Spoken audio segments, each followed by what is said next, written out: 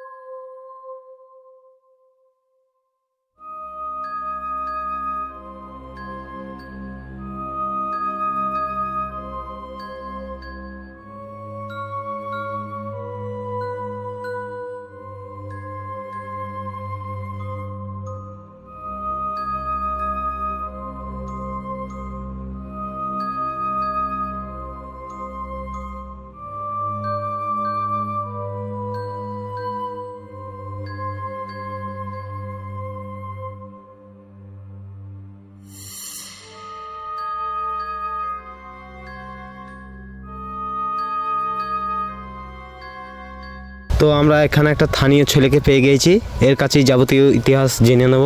ঠিক আছে, চলো বন্ধু যাওয়া যাক। আচ্ছা, তোমার কি এখানেই বাড়ি? হ্যাঁ। তোমার নাম কি? ইন্দ্রজিৎ রায়। তো রাজবাড়ির ব্যাপারে তুমি কিছু জানো? জানি বলতে এখানে রাজবাড়ির 200 বছর আগেকার পুরনো। এখানে রাজার বংশধর কেউ থাকে না, মাঝে মাঝে আসে রাজার বংশধর বলতে নাতির ছেলে পেলে হতে পারে, আমি ঠিক জানি না। কেয়ারটেকাররা থাকে এখানে, এখন দেখাশোনা করে।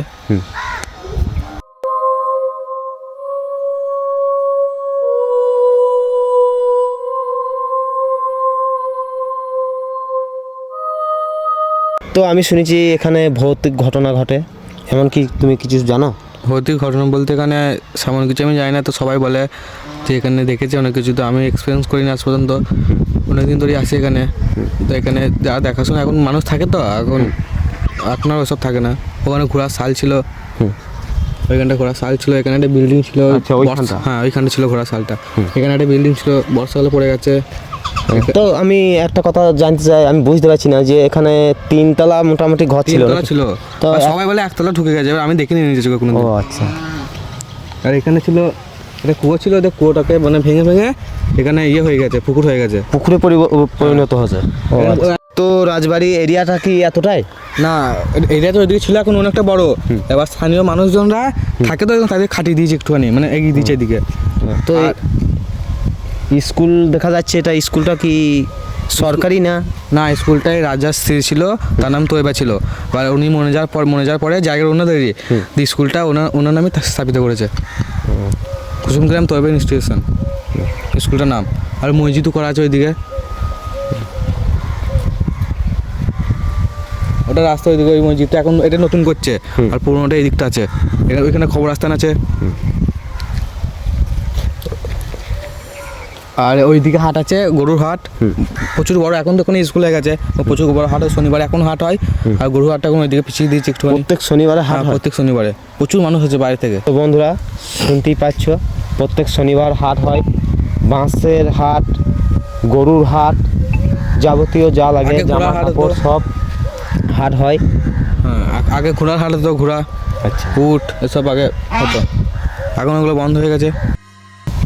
এখানে একটা সুড়ঙ্গ ছিল, সুড়ঙ্গটা দিয়ে গ্রামের বাইরে যাওয়া যেত, এখন তো বুঝে গেছে। আগে ওই গ্রামের বাইরে যাওয়া যেত শুনেছি, আর আমি নিজে চোখে কিছু দেখিনি। আচ্ছা, মানুষের মুখে শুনে এখানে।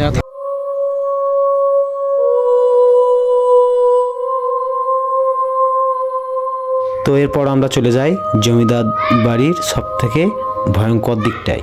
তো এখানে স্থানীয় বাসিন্দাদের কাছে জানতে পারি যে এখানে অনেক অলৌকিক ঘটনা ঘটে বা ঘটতে থাকে। এই সম্বন্ধে যা জানলাম, জমিদারের 3 কন্যা ছিল, 3 কন্যায় মারা যায় আত্মহত্যা করে। তারপরই এই জায়গাটা অভিশপ্ত হয়ে যায়। এখানে একটা সিঁড়ি ছিল, ভেঙে গেছে। ভেতর দিয়ে আর একটা সিঁড়ি আছে, দেখা যাক ভেতর দিয়ে যাওয়া যায় নাকি। এরপরে আমরা অনুমতি নিই ভেতরে যাওয়ার জন্য। তারপরে আমরা অনুমতি পেয়ে যাই, ভেতরে প্রবেশ করি।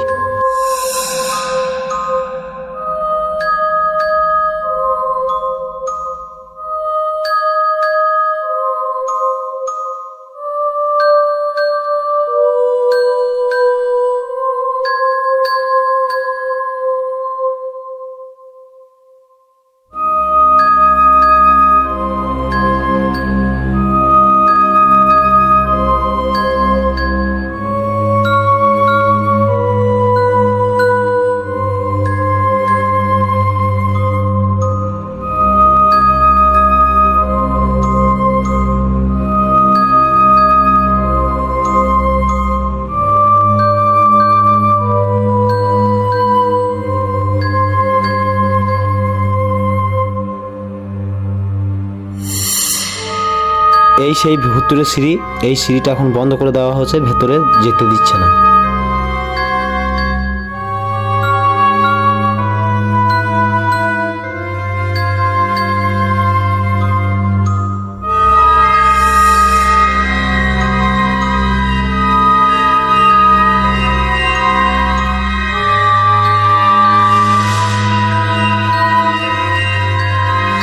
যে রাজবাড়ির সব দৃশ্য তোমাদেরকে দেখাইলাম, কেমন হয়েছে বা কেমন লাগলো তোমাদের প্লিজ বলো একটু।